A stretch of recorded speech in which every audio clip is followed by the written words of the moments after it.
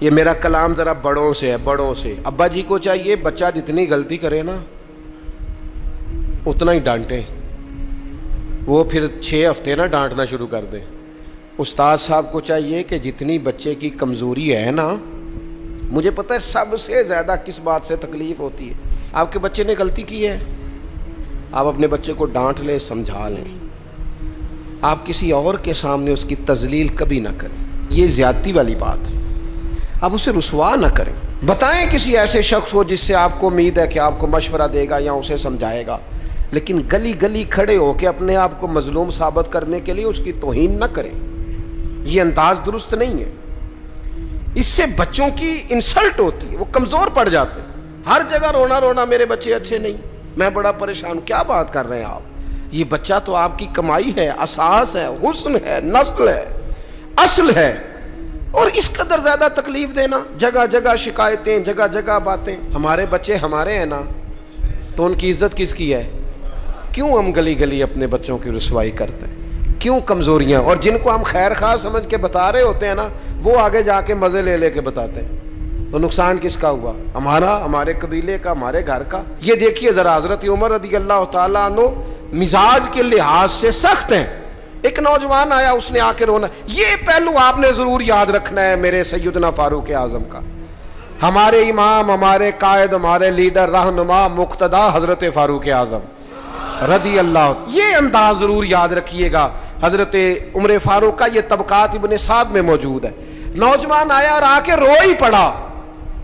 حضرت عمر نے اس کو روتے دیکھا تو فرمایا، بیٹا کیا ہوا؟ کہنے لگے، حضور فلاں علاقے کے فلاں گورنر صاحب کا مسئلہ ہے، حضور مجھ سے غلطی ہو گئی تھی، میں شراب پی بیٹھا تھا، انہوں نے مجھے درے بھی مارے ہیں، پھر انہوں نے لوگوں سے کہا اس کے ساتھ میل ملاپ چھوڑ دو، کوئی اس سے بات نہ کرے، حضور مجھ سے غلطی ہو گئی، میں مانتا ہوں، پر اتنی اذیت، اتنی تکلیف، جب مجھے سزا مل گئی، کوڑے لگ گئے، تو پھر یہ الگ سے جو سزائیں مجھے دی گئیں، یہ میں حضرت عمر کی بات کر رہا ہوں۔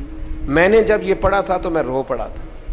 حضرت فاروق اعظم نے اس نوجوان کی بات سنی، سنو میں کیا کہہ رہا ہوں، اس گناہگار کی بات سنی، اس گناہگار کی بات سنی تو حضرت عمر رو پڑے اور فرمایا، بلاؤ نا ان گورنر صاحب کو، وہ بھی بڑے سمجھدار، باوقار، بڑے آدمی تھے۔ بلایا اور بلا کے فرمایا، آپ کا اس جرم پر غصہ بالکل ٹھیک، لیکن آپ کو کس نے اجازت دی کہ آپ اسے اتنی تکلیف دیں؟ آپ نے کوڑے مار لیے جو سزا بنتی تھی، اور پھر آپ نے کیوں کر کے لوگوں سے کہا اس سے ملنا جلنا چھوڑ دیں؟